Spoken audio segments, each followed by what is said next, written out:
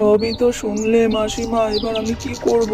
তুই বাড়ি যা, আমি এক্ষুনি আসছি। ওই রে ছোট বউ, বড় বউ, বেরিয়ে আয় তো বাইরে। দেখি আপনি এসছেন। মাসিমা বলেই তো চলে এলাম। তুই তো বলেছিস ওই ছেলে নাকি তুই জন্ম দিয়েছিস। হ্যাঁ, ও আমারই ছেলে, আমি জন্মটা দিয়েছি ওকে। তো মিথ্যে বলো না দিদি, ও যে আমারই সন্তান, তুমি কেন মিথ্যে বলছো?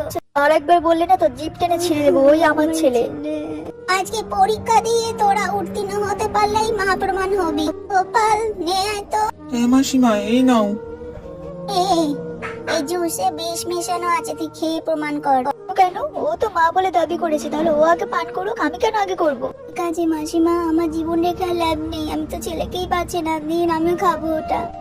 বুঝে গেছি রে, তুই হলি আসল মা, এটাই প্রমাণিত হলো। আমি ভুল করেছি, আমার ভুল বুঝতে পেরেছি, আমাকে ক্ষমা করে দিন।